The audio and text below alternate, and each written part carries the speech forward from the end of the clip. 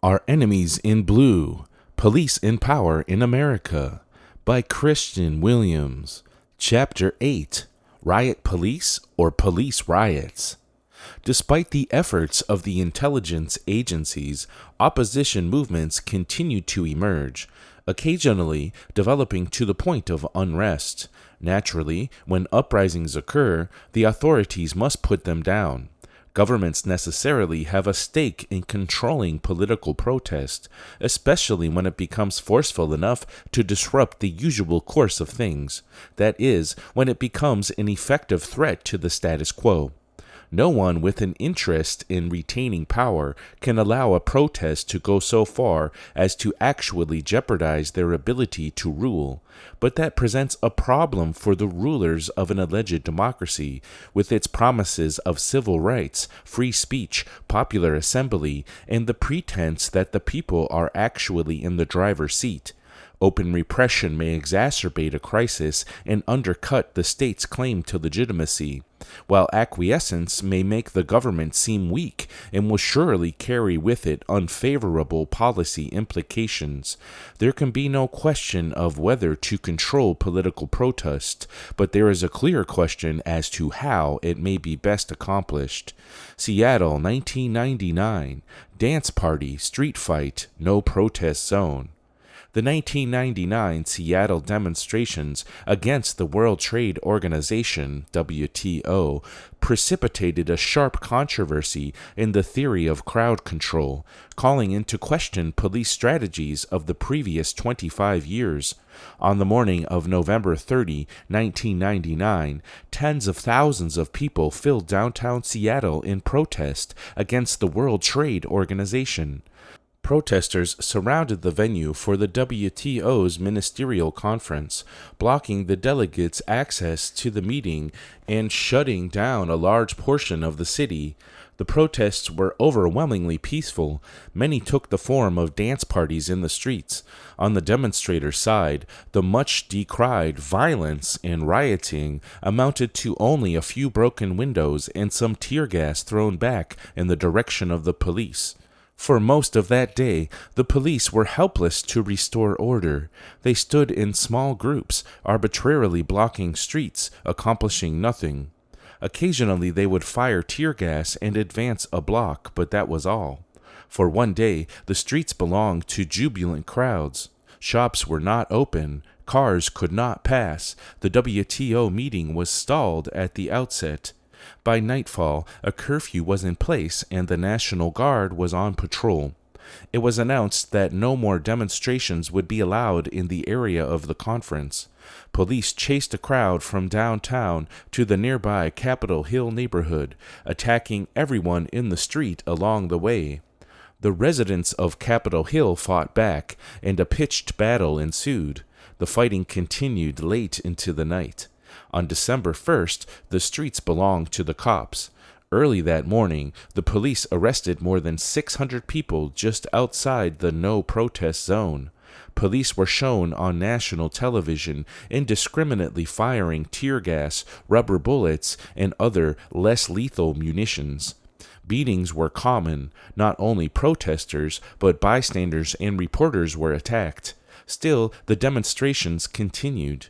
On December 2nd, several hundred people surrounded the jail, demanding their comrades be released. A compromise was reached when the authorities allowed lawyers in to see the prisoners, the first legal access since the arrests began.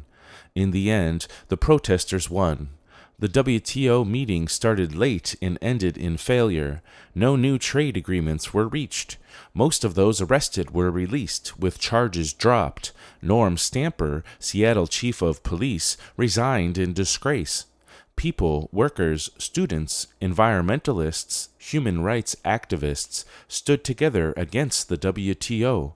The city government, the police, and the National Guard, and the corporate powers they all represent, and the people won. Before the smoke had even cleared, authorities around the country were asking what had gone wrong, and more importantly, how they could prevent it from happening again.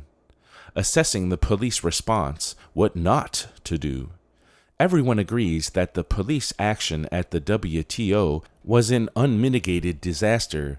A city council committee charged with reviewing the events noted, this city became the laboratory for how American cities will address mass protests. In many ways, it became a vivid demonstration of what not to do. From a civil rights perspective, the 1999 WTO ministerial was marked by a virtual prohibition on free speech, a plague of arbitrary arrests, and widespread police brutality. The city council's description of the events bears the standard characteristics of a police riot.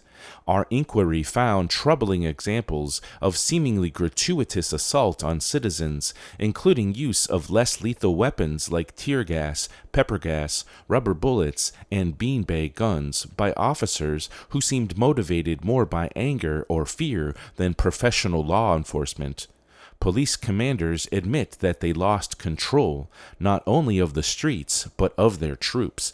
An essential element for the successful execution of any plan is the ability to control operations once officers are deployed.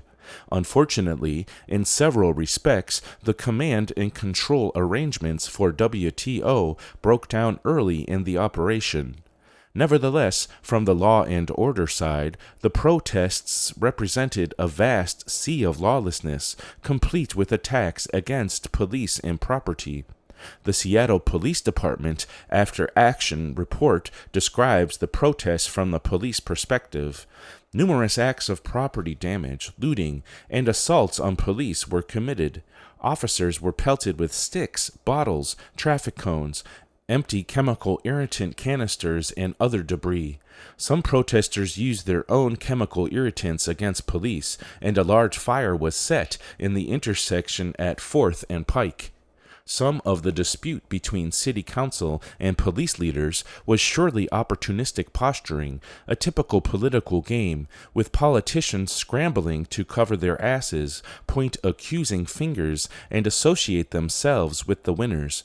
But it also represents a sharp split between the perspective of the City Council, as presented in its Accountability Committee report, and that of the police, argued mostly by proxy in a report prepared by an independent consulting firm, R.M. McCarthy and Associates. Not only are their analyses in conflict in places, even the facts they cite are at odds, but their suggested remedies are in direct opposition. Funded by the mayor's office, the McCarthy and Associates report was written primarily by 3 retired law enforcement officers from New York and Los Angeles. They describe every step of the SPD's WTO operation and urge a more forceful response when dealing with future civil disobedience. They recommend establishing the siege-like atmosphere of December 1st, well before any demonstrations begin, arguing that, had a restrictive safety zone been established, protest areas designated outside of the zone, and additional personnel from other agencies been planned for and deployed in a preemptive manner on November 26, the results would likely have been different. The report also suggests that the police response didn't go far enough in the suppression of civil rights. The review team believes the decision to allow any previously scheduled marches or demonstrations to proceed after violence had erupted was unwise. Furthermore, it recommends amending police policy by removing instructions that crowds be moved or dispersed peacefully and adding explicit orders to make as many arrests as possible. Describing the McCarthy report as a crude and unsatisfying document, the City Council's review committee reached almost entirely opposing conclusions. Rather than pressing for a more forceful response, the City Council's committee suggested that in many cases the police would have done better to have done nothing at all. Members of the public, including demonstrators, were victims of ill-conceived and sometimes pointless police actions to clear the streets. Aside from its brutality, such an approach is often self-defeating. For example, the unintended consequence of police actions on Capitol Hill was to bring sleepy residents out of their homes and mobilize them as resistors. Early strategies. There is more at stake in this debate than the blame for the WTO debacle. Each of these reports represents one side in an ongoing dispute over the principles of crowd control. Spanning more than 100 years, this controversy has been shaped by a series of similar crises, instances in which the police orthodoxy proved disastrous. Prior to the Great Railroad Strike of 1877, civil disturbances were essentially handled like any other military engagement, with the possible exception that crowds would be ordered to disperse before the police or militia charged with clubs or opened fire. During the draft riots of 1863, for example, New York Police Commissioner Thomas Acton ordered those under his command to take no prisoners. George Walling, the commander of the 12th Precinct, was even more specific in his instructions: kill every man who has a club. I will term this the strategy of maximum force. Such an approach may have had a certain efficacy against localized revolts, unplanned riots, or drunken mobs, but it met with greater difficulty in 1877 when more than 100,000 railroad workers, angered by cuts to their already meager wages, went on strike and prevented the companies from moving their freight. The turmoil was too vast for local police to control, and the militia proved unreliable. Historian Eugene Leach writes, in Pittsburgh, the city where strike-related violence climaxed, militia displayed opposite extremes of indiscipline, fraternization, and panic. The commander of the Pittsburgh militia later testified, "Meeting on the field of battle, you go there to kill. But here you had men with fathers and mothers and brothers and relatives mingled in the crowd of rioters. The sympathy was with the strikers. We all felt that these men were not receiving enough wages." The Philadelphia militia, which was also sent to Pittsburgh, displayed no such empathy. The New York Times reported that they fired indiscriminately into the crowd, among whom were many women and children. Rather than fleeing, the crowd was enraged. The militia was forced to retreat.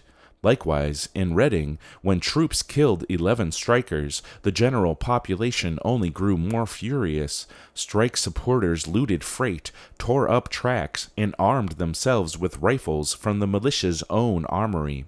When reinforcements arrived, they sided with the crowds and threatened their colleagues. "If you fire at the mob, we'll fire at you." These same problems arose in every city facing strikes. In Newark, Ohio, and Hornellsville, New York, militiamen openly fraternized with strikers, much to the dismay of their commanders. In Martinsburg, West Virginia, the commander of the Beverly Light Guards telegraphed the governor, worried by his troops' sympathy with the strikers. In Harrisburg, Morristown, and Altoona, Pennsylvania, the militias surrendered. Half of the soldiers in the Maryland 6th Regiment broke into an undisciplined retreat during a Baltimore street fight, and in Lebanon, Pennsylvania, a company of militia mutinied. In the end, a combination of attrition, fatigue, and military force won out over the striking workers, but still the authorities were very disappointed.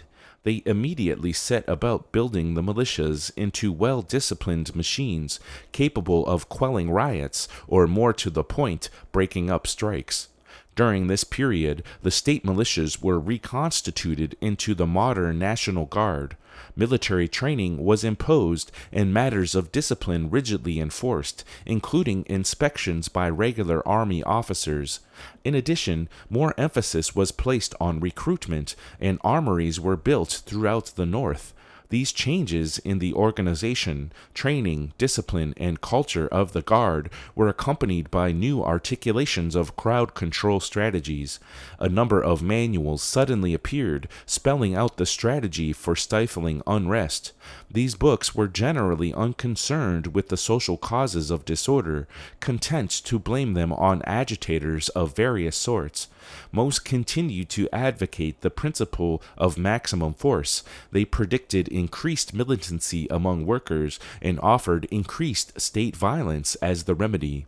E. L. Molyneux, the commander of the New York National Guard, wrote, "In its incipient stage, a riot can be readily quelled, if met bodily and resisted at once with energy and determination. Danger lurks in delay." A milder version of the doctrine did emerge and gained popularity among local commanders. According to this show of force, my term, theory, strikes and riots were outbursts that could be controlled, perhaps even prevented, by shows of authority which even rowdy workers were presumed to respect, or by shows of force which workers would fear. From these premises, it followed that the function of the militia on riot duty was as much demonstrative, even theatrical, as it was coercive. The goal was to disperse rioters, not, as General Vages would have it, to corner them and wipe them out. If the workers could be overawed without firing a shot, so much the better. One manual stated, "A strong display of a well-disciplined and skillfully handled force will in most instances be sufficient in itself to suppress a riot." This presumption was later shown to be false. A large police presence is not so much preventative as it is provocative. Such errors were at least partly a product of the theory's underlying premise that rioters are psychologically deranged rather than politically or economically motivated. In any case, the practical consequence of the show of force theory was a new demand for dress uniforms, public drilling, and parades. It was not shown to reduce the likelihood of class conflict or to prevent strikes. In the 1880s, a wave of immigration made the authorities less reluctant to use force against striking workers, and after the Haymarket incident of 1886, the show of force approach was almost entirely abandoned in favor of more direct responses. Tacticians came to favor the use of force over shows of force, Leach writes. Tellingly, racist comparisons between workers and Native Americans became more common. In 1892, the Army and Navy Register opined, "The red savage is pretty well subdued, but there are white savages growing more numerous and dangerous as our great cities become greater." This analogy was not merely rhetorical. Many of the same units were used against strikers as against indigenous peoples. The maximum force approach did have its disadvantages. Fire tactics appropriate for conventional warfare, Leach notes, jeopardized innocent lives, invited public condemnation, and simply did not work in the urban terrain where most riots took place. As the National Guard's reputation for brutality grew, so did sympathy for those who opposed them, especially striking workers. At the same time, maximum force was out of step with the authorities' overall strategy in handling strikes, as the government and businesses came to rely more and more on the pacifying effects of concessions. Nevertheless, and despite atrocities like the Ludlow massacre, when National Guard troops used a machine gun against striking workers and set fire to their tent city, ultimately killing 66 people, maximum force remained the dominant approach well into the 20th century. Rationalizing force. It was not until World War I and its accompanying Red Scare that the maximum force doctrine was revised. State violence was then rationalized, broken into discrete, ordered stages. This change represented one component in an early effort to take some of the conflict out of class conflict. In short, Leach explains, repealing bellicose post-Haymarket formulas for riot control was part of a multifaceted drive to wreck the left, strip the working class of radical leaders, and put progressive managers in their place. Of the new crowd control strategists, the most influential was Henry A. Bellows, an officer in the Minnesota Home Guard and the author of A Manual for Local Defense, 1919, and a treatise on riot duty for the National Guard, 1920. In these works, he drew a distinction between crowds and mobs and argued that the key was to keep a crowd from becoming a mob. Ideally, this could be accomplished by preventing crowds from forming in the first place, or failing that, by breaking up any crowd that did form and doing so before it had the chance to transform into a mob. The crowd should be dispersed with as little actual violence as possible, but without hesitating to use whatever force was necessary. Practically every riot can be prevented without bloodshed, Bellows wrote, if sufficient force can be brought to bear on it in time. Army Major Richard Stockton and New Jersey National Guard Captain Sasket Dixon expressed a similar view in their Troops on Riot Duty, a manual for the use of the armed forces of the United States. They wrote, "Troops on riot duty should keep in mind the fact that they are called upon to put down disorder, absolutely and promptly, with as little force as possible. But it should be remembered also that in the majority of cases, the way to accomplish these ends is to use at once every particle of force necessary to stop all disorder." The new theorists sought a doctrine by which force would be prescribed in proportion to the difficulty of dispersing the crowd. They thus advocated using tactics suited to the particular situation. As Leach summarizes, in terms of tactics, giving priority to prevention demanded what later military thinkers would call doctrines of sequence of force or flexible response. Simply put, the idea was to adapt levels of forces to levels of perceived menace, escalating to firepower only as a last resort. All of the writers of 1918 to 1920 endorsed the initial use of verbal warnings, bayonets, rifle butts, or hoses as alternatives to firepower. By 1940, the show of force had been reinserted as the first step of this progression. In this way, the doctrine of maximum force was transformed into that of escalated force, which remained the standard approach to crowd control until the 1970s. As scholars describe it, the escalated force style of protest policing was characterized by the use of force as a standard way of dealing with demonstrations.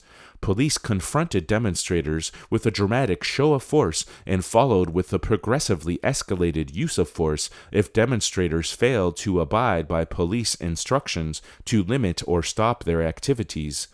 Such force took different forms. Sometimes arrests immediately followed even minor violations of the law, or were used to target and remove agitators, whether or not a law had been broken.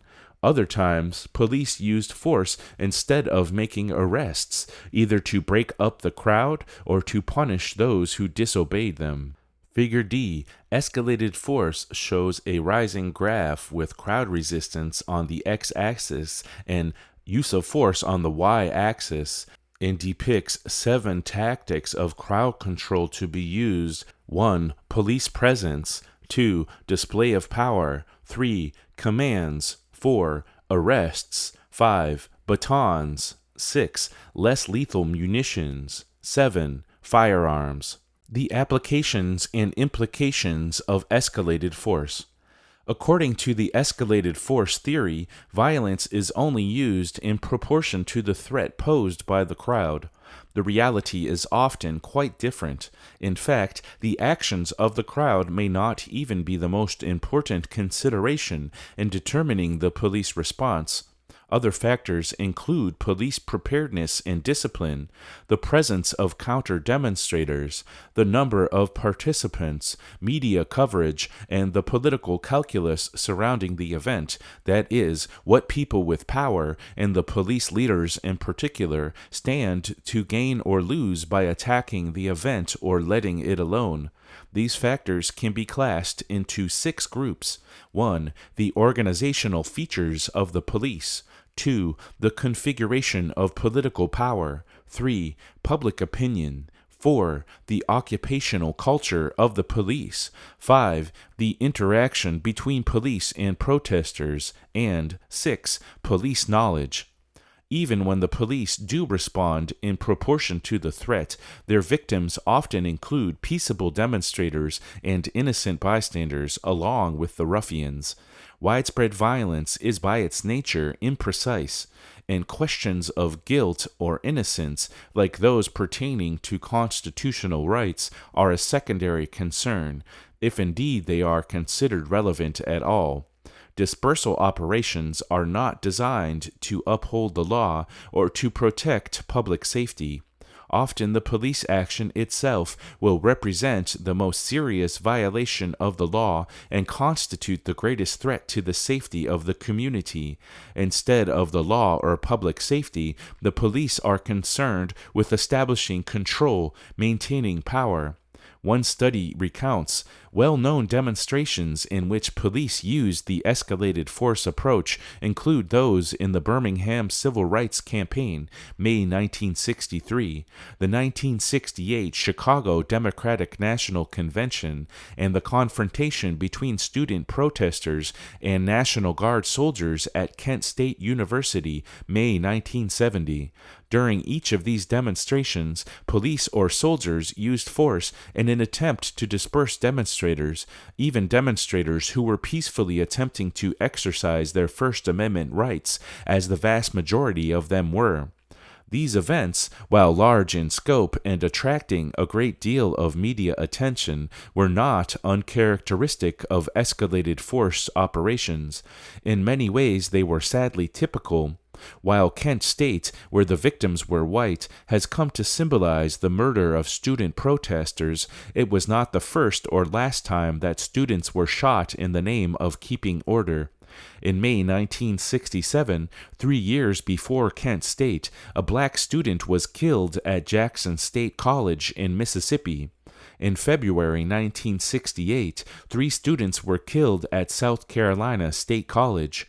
One was killed in Berkeley in May 1969, and another at North Carolina Agricultural and Mechanical College that same month. One was killed in Santa Barbara in February 1970. In March 1970, 12 were shot, but no one killed, at State University of New York, Buffalo.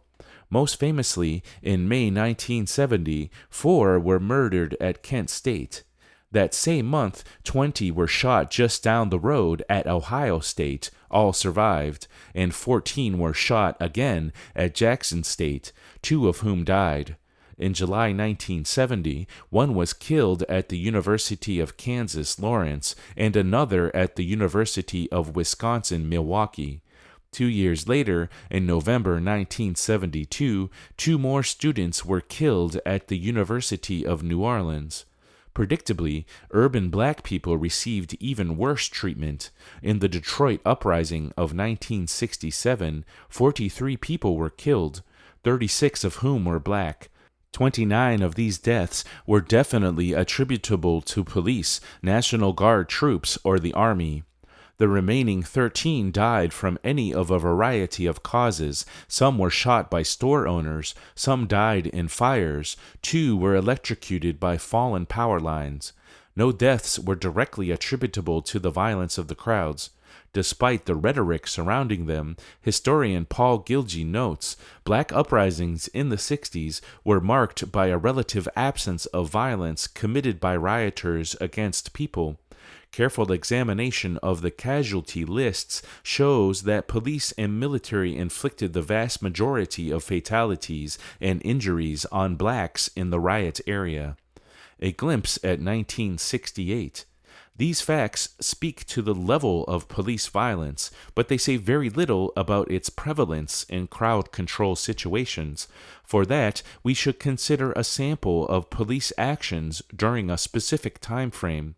For example, during the year 1968, a banner year remembered for producing rebellions around the world. While in this respect 1968 is exceptional, it may also, for the same reasons, be seen to typify the official response to unrest. It certainly provided numerous, widely varied examples for comparison. In January 1968, San Francisco police broke ranks and charged into the crowd at an anti-war demonstration, beating protesters. San Francisco also saw numerous rampages by the police department's tactical squad throughout the year, especially in the Haight-Ashbury neighborhood. During one such attack, a black plainclothes officer was beaten by his white colleagues. During another, off-duty tactical squad officers moved through the Mission District, clearing sidewalks and assaulting pedestrians. 3 black people were killed and almost 50 others injured when police and National Guard troops opened fire at a February demonstration against a white-only bowling alley in Orangeburg, South Carolina. Most of the wounded were shot in the back. In March, New York City police attacked a Yippie demonstration at Grand Central Station. Offering no opportunity for the crowd to disperse, they indiscriminately beat members of the crowd that had gathered. The same tactic was repeated at another Yippie march in April, this time in Washington Square. Later that same month, Students for a Democratic Society held a demonstration at Rockefeller Center. Jeff Jones, an SDS organizer, described the events as very militant. It turned into a street fight. I think there were 8 felony and 14 misdemeanor arrests. There were beatings on both sides. A week later, on April 29, 1968, New York City police used clubs to clear some of the same students from occupied buildings at Columbia University. Police emptied the occupied buildings and then moved through the campus, beating any students they could find, whether or not they had been involved in the occupation. 132 students and 4 faculty were injured. Also in New York that fall, 150 off-duty cops filled a Brooklyn courthouse and beat several Black Panthers who were there to observe a trial.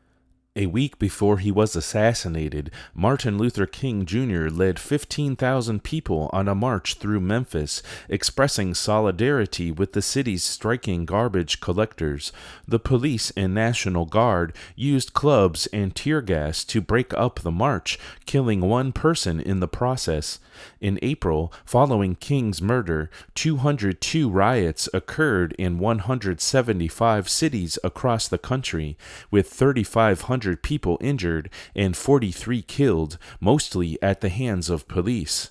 Also in April, a peace march of 8,000 moved slowly through downtown Chicago. Having been refused a parade permit, marchers stayed on sidewalks and obeyed the traffic signals. Nevertheless, in an incident foreshadowing the Democratic National Convention later that year, a line of police pushed the crowd into the streets. Almost at once, another line of cops pushed them back to the sidewalks. The situation quickly degenerated. Ignoring the orders of their superiors, police broke ranks, chasing and beating members of the crowd. A panel convened to study the incident lay the blame with Mayor Richard Daley and other city officials, who set the tone for the action by denying the required permits. In June, cops attacked a crowd of Berkeley students listening to speeches about the Paris uprising, setting off several days of fighting. In July, police responded forcefully to racial unrest in Paterson, New Jersey. A grand jury later condemned the police for engaging in terrorism and goon squad tactics. The jury reported that teams of cops intentionally vandalized Black-owned businesses and severely beat individual Black and Puerto Rican people as an example to others. In August, Los Angeles exploded after police attacked a crowd at the Watts Festival. 3 people were killed and 35 injured. That winter, when students at San Francisco State College went on strike to demand a Black Studies program, college president S.I. Hayakawa declared a state of emergency, ordered classes to resume, and called in police to make sure that they did. Hayakawa is perhaps best remembered for his assertion, "There are no innocent bystanders." Skirmishes followed throughout December, during which individual officers broke from their units and charged into crowds of students. News photos showed police holding protesters while other cops maced them. The strike was finally defeated in January when police started making mass arrests, resulting in several felony convictions. This chronology is undoubtedly incomplete, but it makes the point. Police violence against crowds, sometimes perfectly innocuous gatherings, was utterly common. It was as frequent as it was extreme. Nevertheless, one event stands out as the paradigmatic police riot, the 1968 Democratic National Convention in Chicago. Anatomy of a police riot. Televised footage of the 1968 Democratic National Convention shocked the nation. Mobs of police were filmed beating protesters, bystanders, and reporters viciously and indiscriminately. Over 100 people were hospitalized as a result of police violence. Senator Abraham Ribicoff spoke on the floor of the convention against the Gestapo tactics in the streets of Chicago. George McGovern described the scene as a bloodbath, also making comparison to Nazi Germany.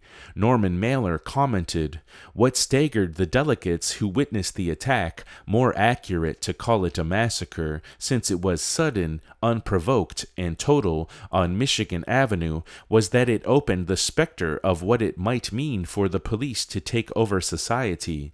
They might comport themselves in such a case not as a force of law and order, not even as a force of repression upon civil disorder, but as true criminal force, chaotic, improvisational, undisciplined, and finally, sufficiently aroused, uncontrollable." Mailer's characterization of police behavior closely matches that produced by more systemic studies. Daniel Walker, in his authoritative report on the DNC, notes, fundamental police training was ignored, and officers, when on the scene, were often unable to control their men. Walker's reports offer this example. A high-ranking Chicago police commander admits that on at least one occasion the police got out of control. This same commander appears in one of the most vivid scenes of the entire week, trying desperately to keep individual policemen from beating demonstrators as he screams, "For Christ's sake, stop it!" Such a breakdown in command, when paired with the widespread and excessive use of force, is perhaps the defining mark of the classic police riot. In his 1972 book, Police Riots, Collective Violence in Law Enforcement, sociologist Rodney Stark offers a 6-step outline as to how these riots unfold. 1. Convergence. There must be substantial numbers on both sides. 2. Confrontation.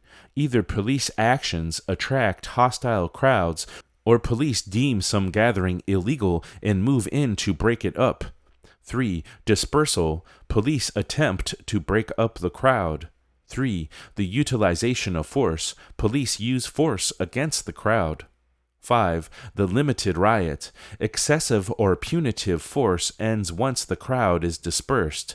The limited police riot is often signified by the disintegration of police formations into small autonomous groups, charging into crowds, chasing fleeing individuals, and beating people up.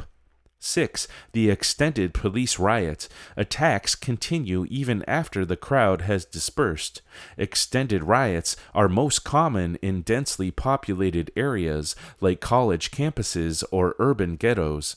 Then, police attacks often attract new crowds, thus renewing confrontations. There are a number of factors that, in the right circumstances, give police actions this trajectory.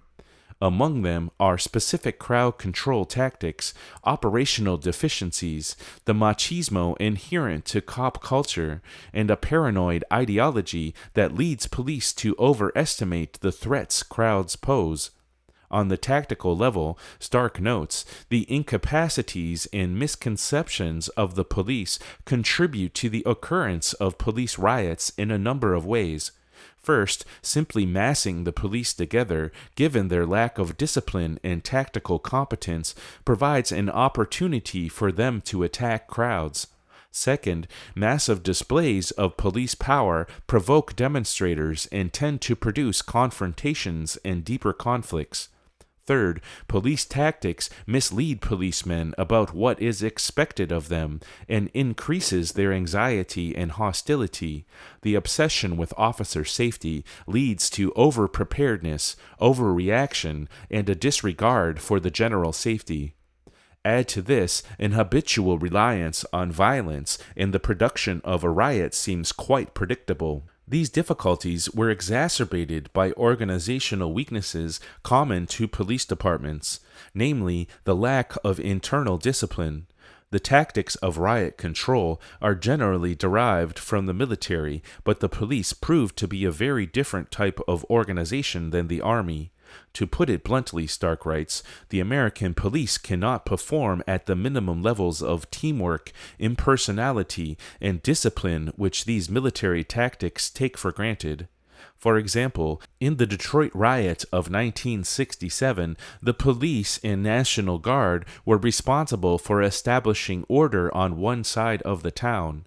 U.S. Army paratroopers were assigned to the other side.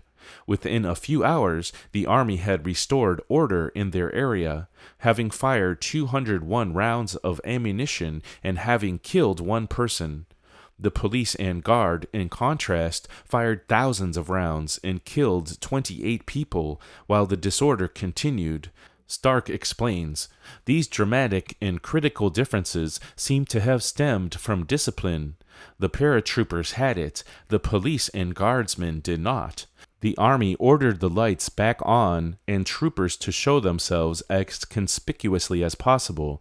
The police and the guardsmen continued shooting out all lights and crouched fearfully in the darkness. The troopers were ordered to hold their fire and did so. The police and guardsmen shot wildly and often at one another. The troopers were ordered to unload their weapons and did so. The guardsmen were so ordered but did not comply. The Guard, whose training approximates that of the Army, may have lost discipline in part because of how they were deployed. The police effectively disorganized the National Guard by converting it into a police force. One National Guard commander explained, "They sliced us like bologna. The police wanted bodies. They grabbed guardsmen as soon as they reached the armories, before their units were made up, and sent them out, 2 on a fire truck, this one in a police car, that one to guard some installation. The guard simply became lost boys in the big town carrying guns." In the case of the 1968 Democratic Convention, other factors also came into play, in particular the attitudes of civil authorities. Walker mentions Chicago police had been led to expect that violence against demonstrators, as against rioters, would be condoned by city officials. In fact, this expectation was validated. Mayor Daley continued to defend his officers long after his excuses could be considered in any way credible. One further fact complicates the picture. Much of the Convention Week violence was planned. Some reporters received warnings from cops with whom they were friendly. They were told the police intended to target members of the media. With these facts in mind, the police riot seems to take on a different air. The cops did not simply panic, they knew what they meant to do.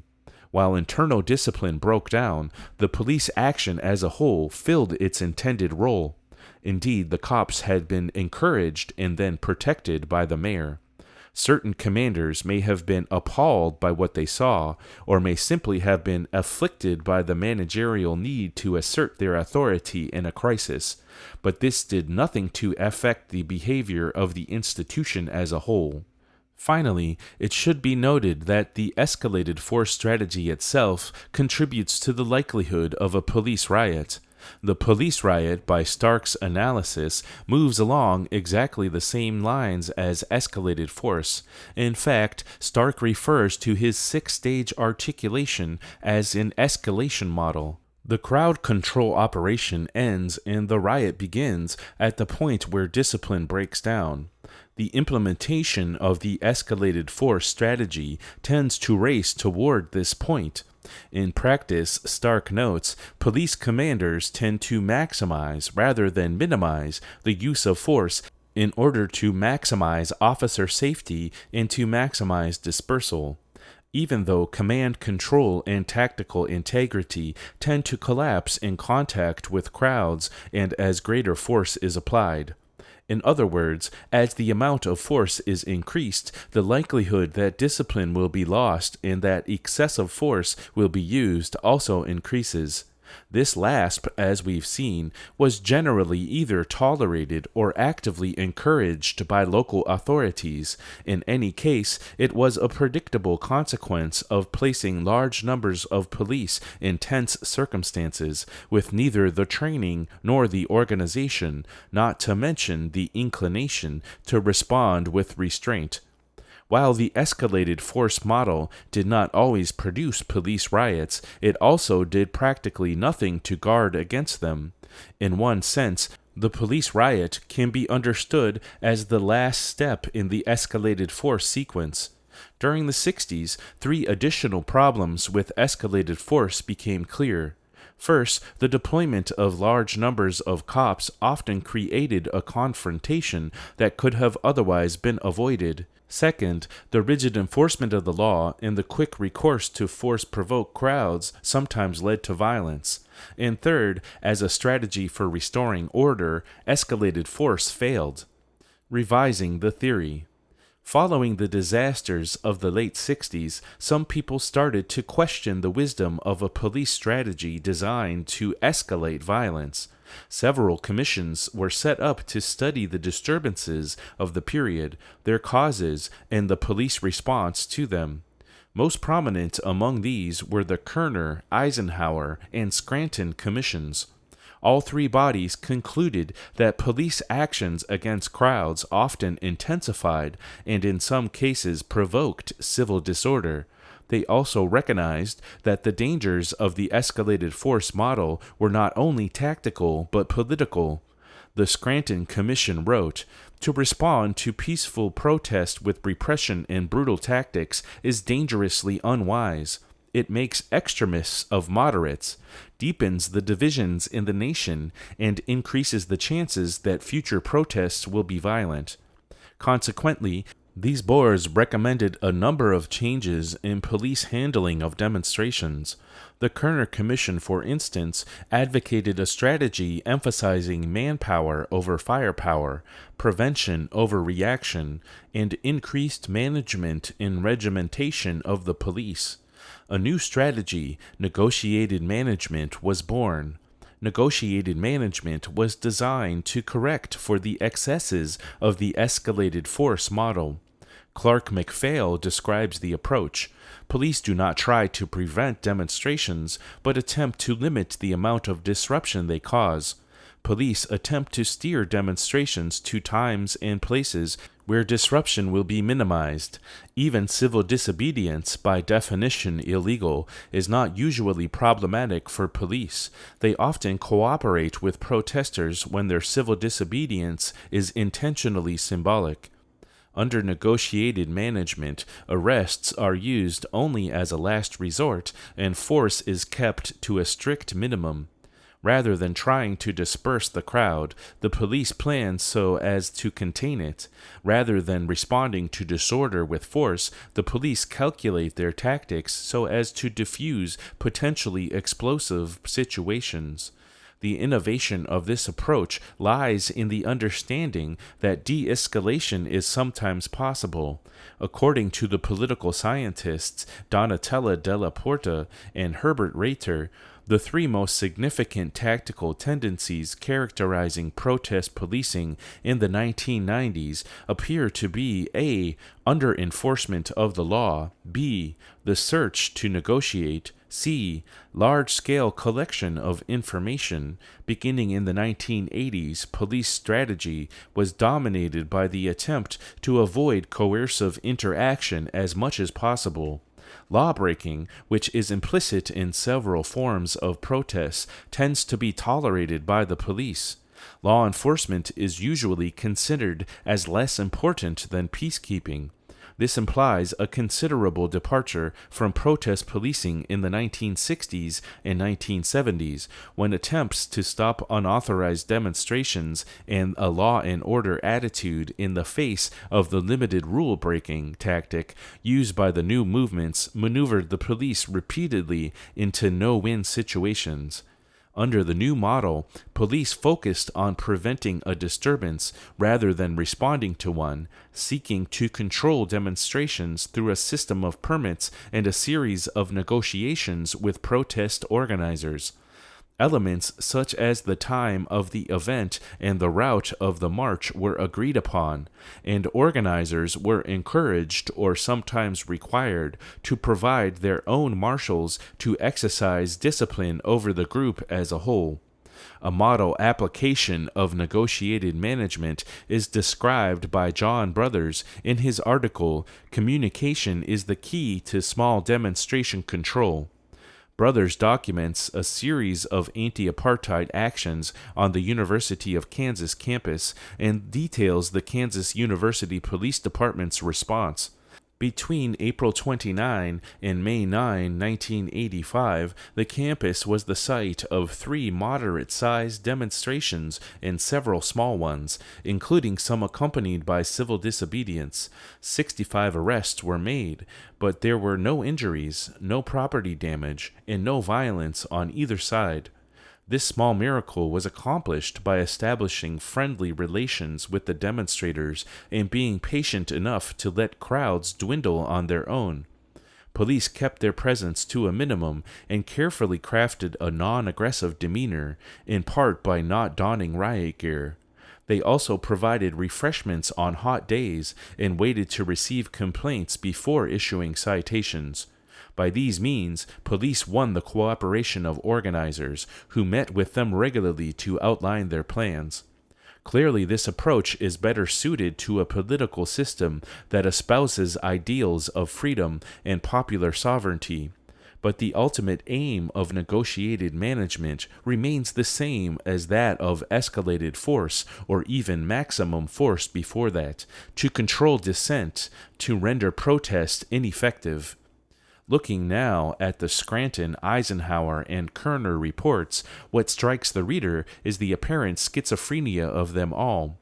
They decry social injustice with criticisms of racial discrimination, prison conditions, and the plight of the urban poor. They push for greater inclusivity at all levels of society, but they also denounce the actions that successfully brought attention to these problems and effected change. The Eisenhower report explicitly denounces civil disobedience. The Scranton report insists that those responsible for campus unrest must be disciplined.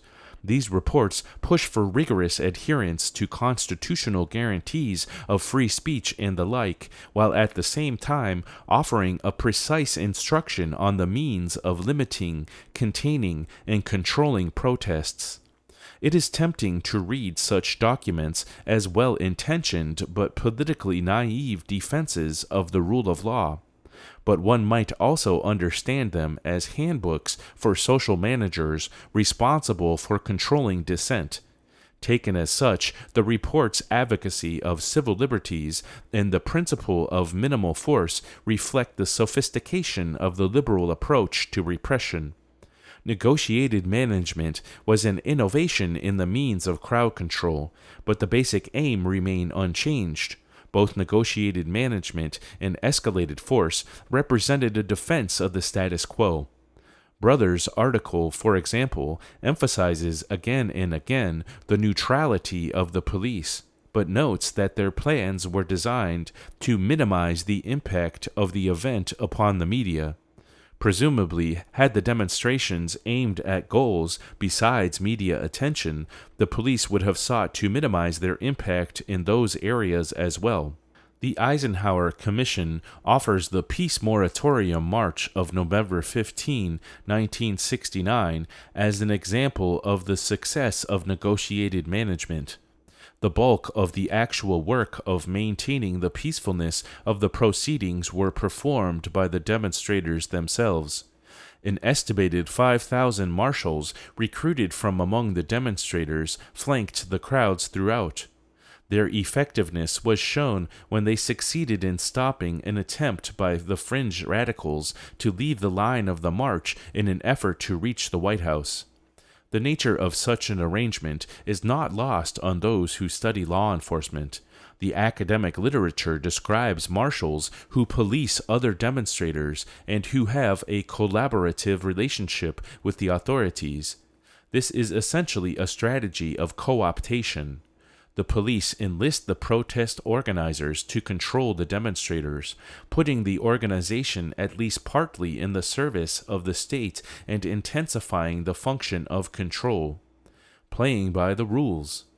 The negotiated management model had its weaknesses as well. Its success required a certain kind of cop and a certain kind of protest. If either was unavailable, negotiated management became impossible. The Philadelphia Police Department made a very early attempt at this softer approach and failed for lack of the right cop. In 1964, Police Commissioner Howard Leary created a civil disobedience unit charged with both keeping order and protecting the civil rights of demonstrators. This unit was to be headed by an officer proven to be calm, patient, and friendly. His job was to build a relationship with protest leaders and work with them to keep the peace. The unit never functioned as it was intended to. Instead, it quickly degenerated into a domineering Red Squad.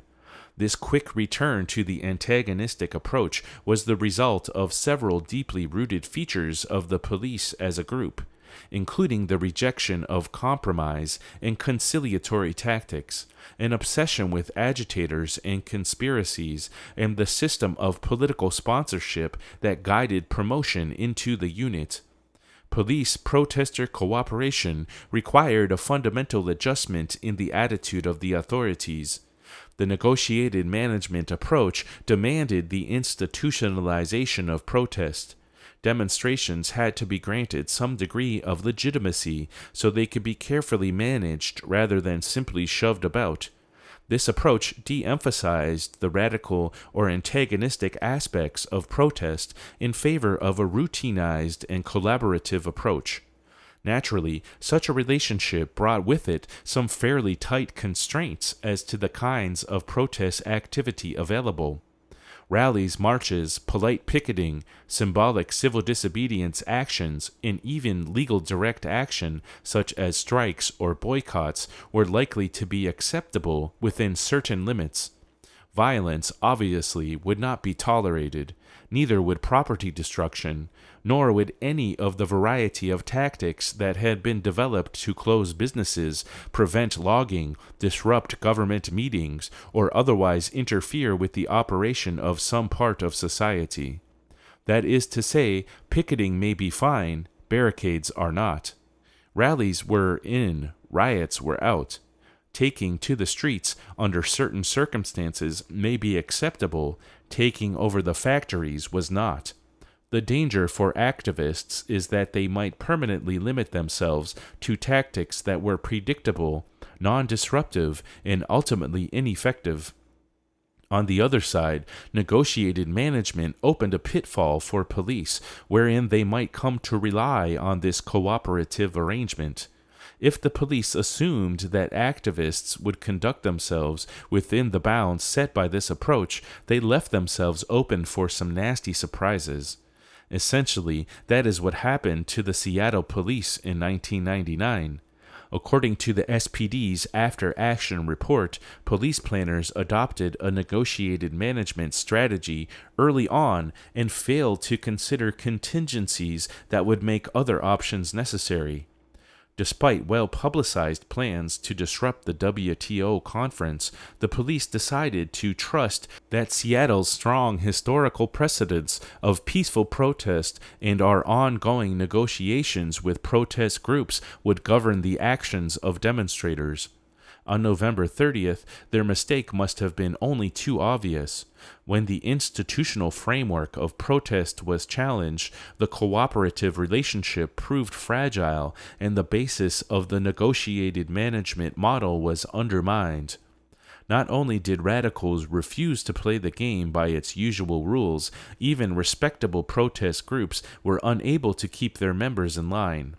For example, when police changed the route of the officially sanctioned labor march, hoping to keep union members away from the center of the disturbance, they were surprised when several thousand of the marchers ignored the marshals, left the route, and joined the fray. The SPD offered this analysis of their mistake. While we needed to think about a new paradigm of disruptive protests, we relied on our knowledge of past demonstrations, concluding that the worst case would not occur here. Such blindness is a typical fault of police agencies. Equally typical is the panic that followed a defeat, a panic felt not only in Seattle, but around the country, resulting in the sudden shift in police tactics at demonstrations nationwide. Toward a new model. Police across the country were determined not to repeat Seattle's mistakes, and in the wake of the WTO protests, the use of force received a new emphasis. Riot gear, tear gas, mass arrests, and widespread violence returned as common features of demonstrations. Police violence, while always a possibility, again began to resemble an open threat. To some degree, the reliance on force was a sign of desperation, but at the same time, the police were also experimenting, groping their way toward a new strategy. With the WTO still fresh in their minds, police in D.C. had a secure perimeter in place considerably before the April 16, 2000 IMF World Bank meetings. They also had more than 500 protesters in jail before the meetings even began, having surrounded in early March, arresting everyone present. Then they raided the protesters' convergence center, where they seized puppets, banners, and first aid kits. They ordered the building closed under the pretext of fire code violations. As a result of these preventative measures, the police could rely less on actual force during the conference itself and were widely praised for their restraint. At the Republican National Convention in Philadelphia later that summer, police took a similar approach: raids, seizing protest material, and preemptive arrests, with the added feature of conspiracy charges against protest leaders. At the Democratic National Convention a few weeks later, the LAPD attacked the crowd at a concert in one of the designated protest areas. The cops cut power to the stage, declared the event an unlawful assembly, and gave approximately 10,000 people 20 minutes to leave through a single exit. Minutes later, police charged with horses and fired rubber bullets. The Reverend Jesse Jackson decried the unnecessary brutality. Commander David Kalish called it a measured strategic response. They may both be right. The ACLU described the event precisely, referring to it as an orchestrated police riot. A few days later, however, the cops showed a different face when 37 people sat down in front of the notorious Rampart Division police station and refused to leave. A senior officer graciously accepted their list of demands, shook hands with the protesters, and politely placed them under arrest. One journalist noted the civil disobedience action attempted to focus on the brutality, corruption, and violence of the LAPD, but because the organizers had collaborated closely with the Rampart police prior to the action, the result was a PR media opportunity to showcase the civility and non-violent behavior of the cops. It was a masterful bit of theater. The reliance on naked coercion reached its zenith in 2003 at protests against the free trade area of the America negotiations in Miami. Luis Fernandez, a sociologist who observed the protests, described the scene.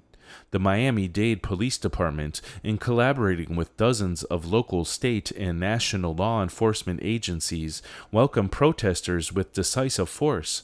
In the days before the protests, the police patrolled the streets with heavily armored, military-style personnel carriers and swept over downtown Miami with police helicopters.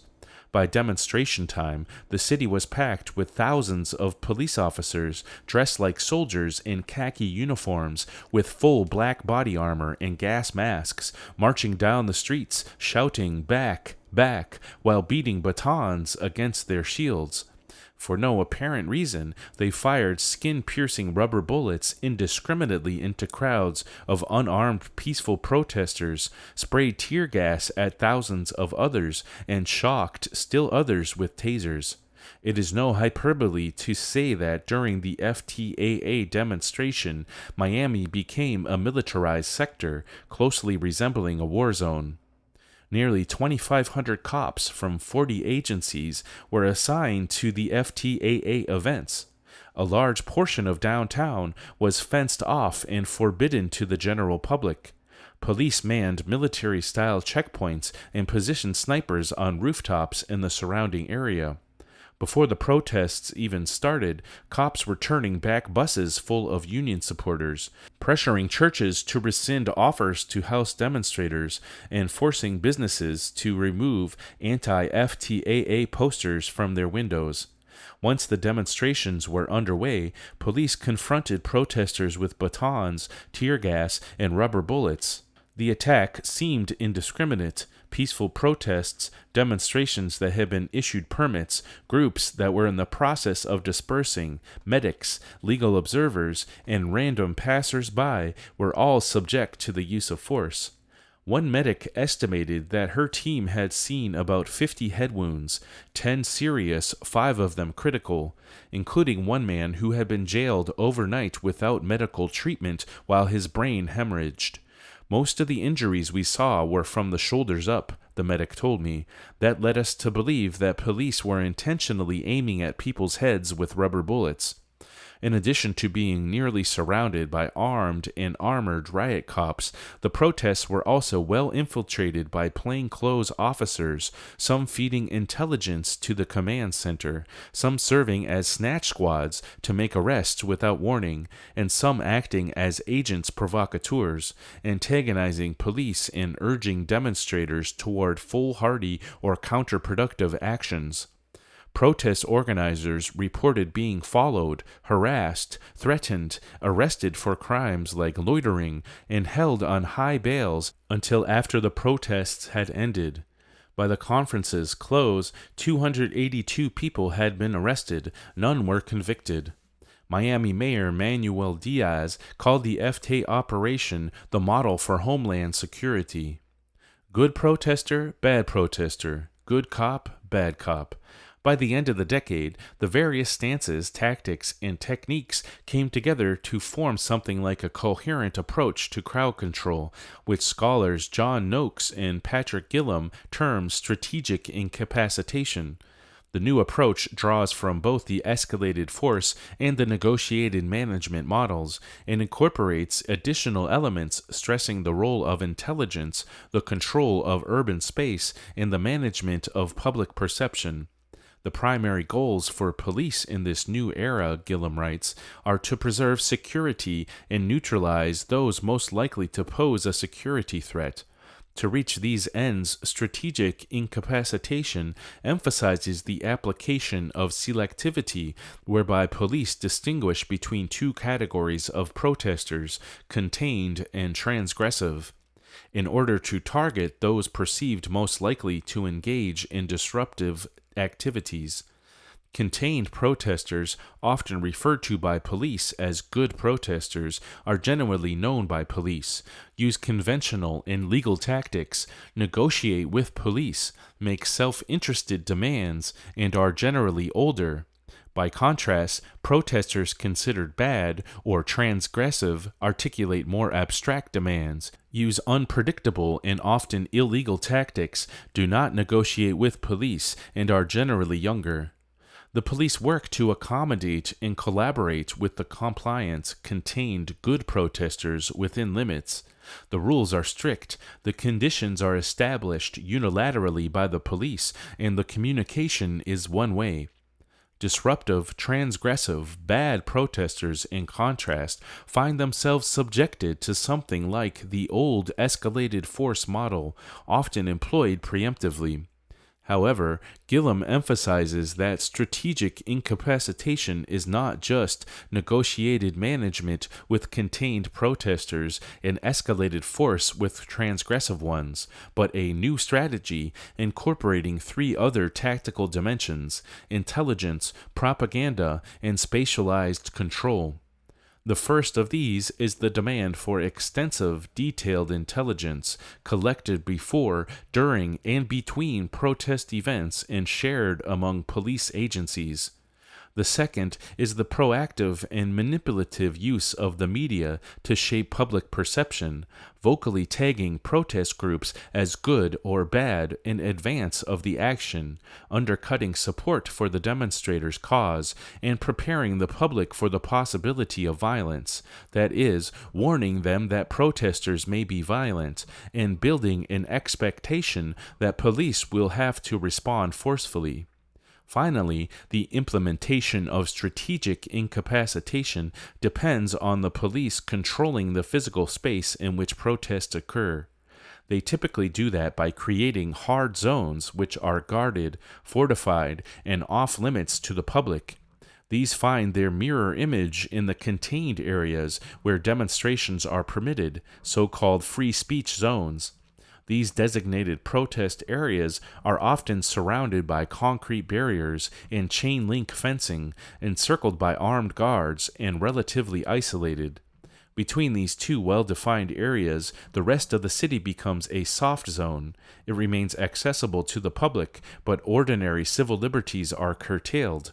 Demonstrations are practically, if not legally, prohibited, and police are granted extraordinary latitude to conduct searches, use force, and make arrests.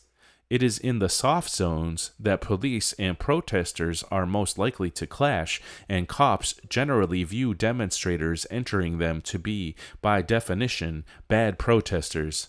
Figure E. Strategies of policing protests. First Amendment rights under escalated force are ignored. Under negotiated management, stated top priority. Under strategic incapacitation, selective. Toleration of disruption under escalated force, low. Negotiated management, high. Strategic incapacitation, selective. Communication under escalated force, low. Negotiated management, high. Strategic incapacitation, selective and one-way. Use of arrests under escalated force, frequent. Under negotiated management, last resort. Under strategic incapacitation, selective and proactive. Use of force under escalated force, high. Under negotiated management, last resort. Under strategic incapacitation, selective and less lethal. Surveillance under escalated force, moderate. Under negotiated management, low. Under strategic incapacitation, extensive and real time. Information sharing under escalated force, moderate. Under negotiated management, low. Under strategic incapacitation, extensive, cross-agencies and media conscious. Controlling space under escalated force, localized and reactive. Under negotiated management, localized and proactive. Under strategic incapacitation, selective, extensive, and proactive. The essence of the strategic incapacitation approach is that it preserves the full range of available tools, but they must be used selectively with an eye toward minimizing disruption and maximizing control. For instance, as sociologist Alex Vitale has documented, during the 2004 Republican National Convention, the NYPD deployed a variety of tactics from mass arrests and preventative detentions to facilitating unpermitted marches and closing off large sections of Midtown for marches and rallies. Sizable marches, even those that had been refused permits, were escorted by large numbers of police, who sometimes used barricades to segment the crowds but made few arrests. On the other hand, a critical mass bicycle ride suffered 250 arrests, and Vattel witnessed some riders pulled off their moving bikes by high-ranking officers seemingly at random. Likewise, an attempted direct action meant to disrupt the RNC itself was subject to infiltration and surveillance months in advance. Based on the information police collected, they were able to identify the target locations and meet protesters at each site with an overwhelming police presence. Strategic incapacitation works as a kind of mass-scale version of the good cop, bad cop routine. If the bad cop is bad enough, he may only need to act in minor or symbolic ways to keep the crowd in line, and cooperation with the good cop starts to look more attractive. Both are necessary. The good cop and the bad cop need each other if either is going to do his job properly. Therefore, it is important to remember that they are two aspects of the same strategy, and we should expect to see the strategic, selective use of both the good cop and the bad cop, the carrot and the stick, to regulate, control, and if they are successful, to neutralize dissent, contested territory. In the autumn of 2011, a broad, dynamic, unanticipated social movement suddenly emerged. Occupy Wall Street began with a symbolic civil disobedience action near the New York Stock Exchange, protesting income inequality, corporate crime, political corruption, and a host of other ills associated with capitalism. The first occupation on September 1, 2011, was quickly ended with a few arrests. A couple weeks later, however, on September 17, OWS established an encampment in New York's Zuccotti Park and used it as a hub from which to launch daily protests timed to coincide with the stock exchange's opening and closing bells. In short order, Occupy Wall Street had established a semi-permanent base camp with a communal kitchen, a first aid station, a mediation space, and a library. Within weeks, similar Occupy camps were founded in at least 350 locations around the country, not only in major cities like Los Angeles, San Francisco, and Houston, but in places like Cedar Rapids, Iowa, Providence, Rhode Island, and Las Cruces, New Mexico. The official response to the Occupy protests was fitful, fickle, and confusing. The media ignored it, then ridiculed and or demonized it, abruptly shifting its coverage dial from blackout to circus, as The Daily Show's Jon Stewart quipped. Democratic mayors sought to ally themselves with the movement or parts of it, then condemned it, and ultimately moved to break up the camps. And individual cops offered sympathy and expressed support, even while working to surveil, contain, infiltrate, disrupt, and sometimes physically attack the protests. During a September 24th march to Union Square, the NYPD used orange construction netting to encircle a group of protesters and arrested 80 of them. A widely circulated video showed Deputy Inspector Anthony Belloni gratuitously pepper spraying a group of young women, prompting outrage around the country. A week later, on October 1st, the police trapped a march on the Brooklyn Bridge and arrested 700. Police also parked their cars outside the homes of prominent Occupy activists, used old warrants to arrest others, and interrogated people about their political beliefs and associations. They even produced wanted posters featuring photos and home addresses of two activists and labeling them professional agitators, though notably failing to accuse them of any actual crime. One human rights report offered this assessment. There have been reports of repeated excessive or unnecessary police use of force, massive and continuous over-policing and poor communication, obstruction of press freedoms and independent legal monitoring, constant police surveillance, unjustified restrictions on the ability of individuals to peacefully assemble in public spaces, arbitrary rule enforcement, and transparency failures. There has also been near complete impunity for alleged abuses. Things looked much the same elsewhere, though on a smaller scale. On October 10, about 140 activists were arrested at Occupy Boston. On October 22nd, a dozen were arrested as Occupy Houston marched on the police precinct. On October 30, 24 were arrested at Occupy Portland and 38 at Occupy Austin. In Cincinnati, the police first cited demonstrators, issuing 253 tickets for $105 each. Later, they arrested 60 camp occupants. Oakland hosted the most prominent Occupy site outside of New York, christened Oscar Grant Plaza, in honor of the young man killed by police a couple years earlier. On October 25th, police cleared protesters from the camp and attacked them with less lethal weapons, firing tear gas directly at protesters, hitting an Iraq War veteran named Scott Olson in the face and fracturing his skull. Cops then threw concussion grenades at the medics who rushed to help him. 2 days later, protesters tore down fences and took back the plaza. They called for a general strike on November 2nd.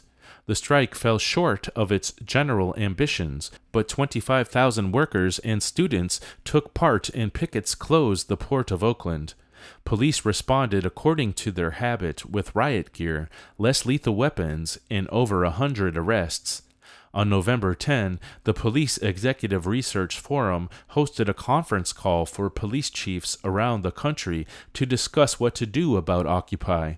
The next day, a similar call included mayors from 18 cities, among them New York, Oakland, Portland, and Philadelphia.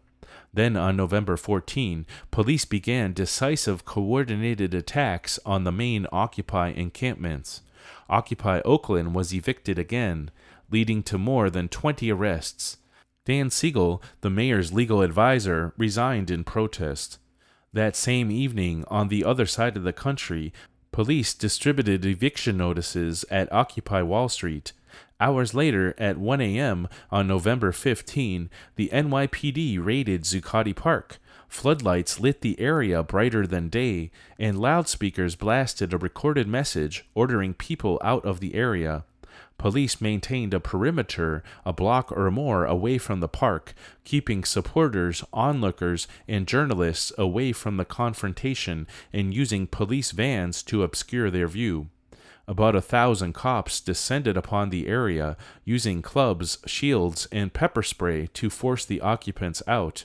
Altogether, 142 people were arrested in the park and about 60 others in surrounding streets, among them a city councilor and several journalists. Human rights observers documented 48 instances of excessive force.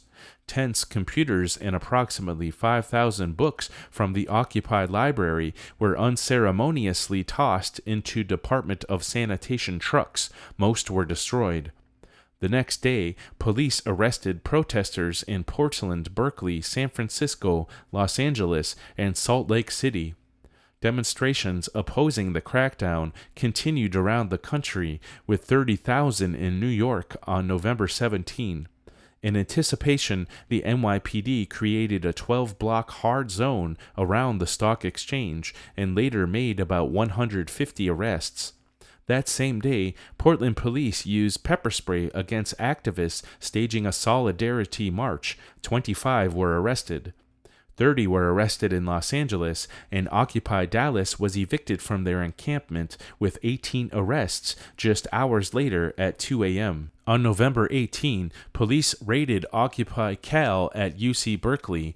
Then on November 27, 1,400 cops raided the Occupy LA camp, tearing down tents and beating protesters. 300 were arrested. And finally, on November 30, police evicted the Occupy Philly encampment. The occupiers, while initially willing to leave Dilworth Plaza peacefully, mounted an unpermitted march through the center city area, continuing long after midnight. Police arrested 52. The loss of the camps signaled the defeat of the movement. Never simply a place to meet and sleep, the Occupy encampments had become symbolic representations of disenfranchisement and utopian experiments in direct democracy. Without them, the movement lost focus and quickly faded, barely 2 months after it began. Yet whatever its shortcomings, the Occupy movement did reveal a weakness in the strategic incapacitation strategy.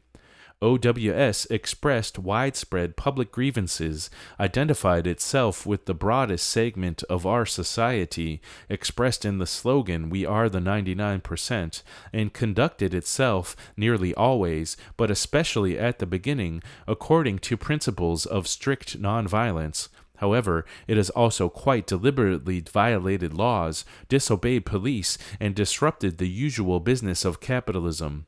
As Patrick Gillam put it, OWS activists generally elected not to limit their actions to free speech zones, choosing instead to engage in transgressive and sometimes illegal actions.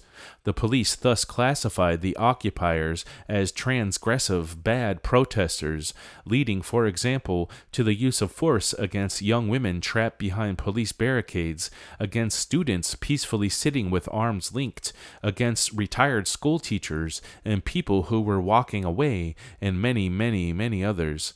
Much of this violence was caught on video, and when it circulated, it generated public sympathy for the Occupy movement. Correspondingly, increased antipathy toward the cops and legitimized the militancy of later protests. Police brutality pushed Occupy into the headlines and made inequality a political issue in a way it hadn't been before. In other words, strategic incapacitation led the police into the same political traps that escalated force had a generation earlier. Yet clearly much has changed since, for example, the '68 Democratic Convention. It is not just that there is less violence in protest policing, but the violence is more selective, more strategic. In addition to a greater reliance on intelligence and more concern with public perception and political legitimacy, the new strategy also demands greater restraint and improved command and control. In all of these respects, strategic incapacitation is exactly in keeping with the broader trends that have shaped policing over the past 40 years.